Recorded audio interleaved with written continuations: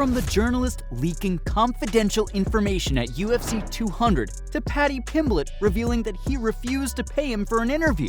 Here's why everyone hates Ariel Helwani. The man has come under fire for messing with the UFC, but UFC 200 is when things really hit the fan.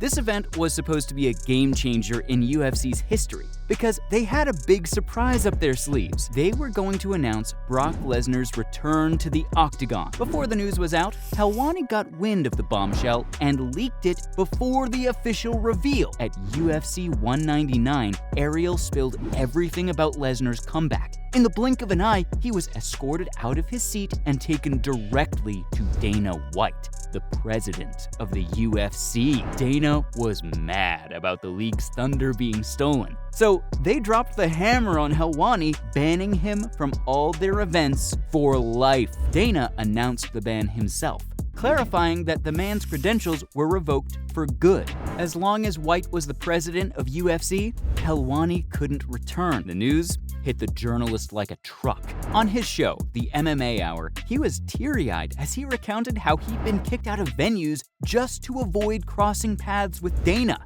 The guards would have to escort him out at the request of the UFC boss because the man didn't even want Helwani near him. But fans didn't like the ban. After an outpour of support for the guy, Ariel was eventually brought back. Of course, the bad blood with Dana still remained, but trust me, things weren't always this tense between them. Dana White actually liked him from the start. It all started with Ariel covering MMA events. Believe it or not, he was the first person to get into the gritty bits of it all.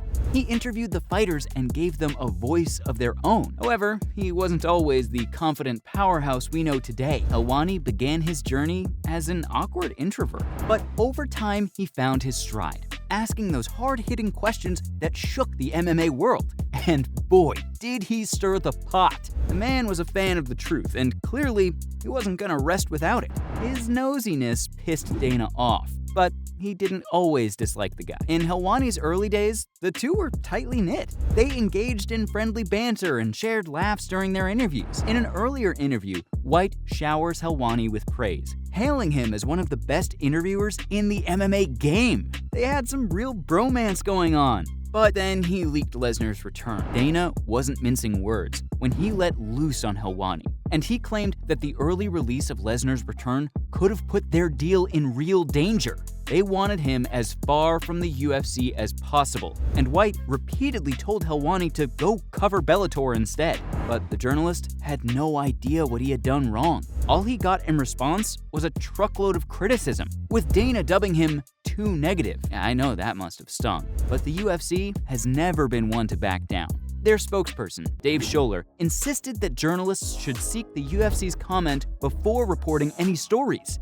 They wanted to control the narrative. And with Helwani's presence, their inside information could no longer stay inside. In the middle of this whirlwind, Lesnar stepped into the ring, but he claimed to be in the dark about the whole ban drama. In an interview with Hannah Storm, he shrugged off any involvement and didn't even know who Helwani was. The man wasn't really into Twitter, and it makes sense why he'd want to stay away from the drama. But trust me, Helwani has a pattern of being fired from places. A short time after his UFC drama, he parted ways with Fox out of nowhere. While the network remained tight-lipped and didn't reveal the reasons behind the split, some eagle-eyed observers like Richard Deitch suspected that the UFC's dissatisfaction with Helwani's coverage played a role. There were whispers of an interview with Rory McDonald where they discussed free agency for journalists, and it ruffled some feathers for sure. Helwani talked about the situation without diving into specifics, and he acknowledged that smart people out there could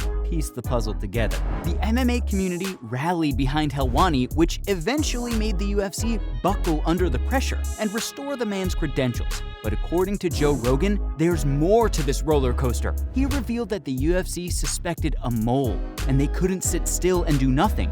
Rogan spilled the beans on the UFC's perspective. According to him, they believed that Helwani was receiving top-secret information and using it to scoop their official promotions. While insiders leaking stories is nothing new in sports, the UFC wanted to keep their affairs hush-hush. Helwani had other plans. He aimed to be the Adrian Wojnarowski of the NBA, breaking news left and right before the league could. What he didn't realize was that the UFC is a private company. To them, the journalist was crossing a line by leaking important information. But Rogan's beef with Helwani goes much deeper than this. In an episode of the Joe Rogan Experience, he openly discussed Helwani's legitimacy. It all started with the UFC fighter Sean Brady, as he revealed that his wife received threats on Instagram right before his highly anticipated UFC 280 fight against Belal Muhammad. It triggered Rogan to spill the dirt on Helwani, and he didn't shy away from sharing his explosive opinions. He dissed the man's reporting style,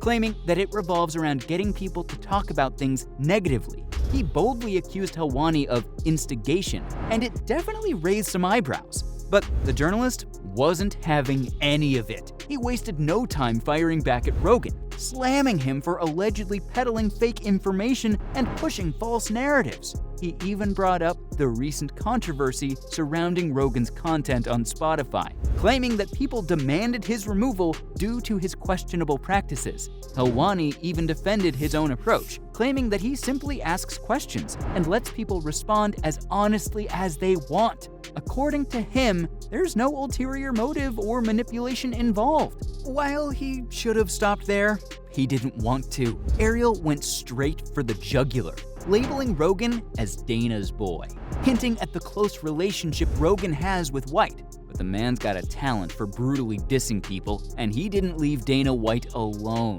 The UFC president was caught up in a major controversy after he slapped his wife, and it was Helwani's chance for a comeback.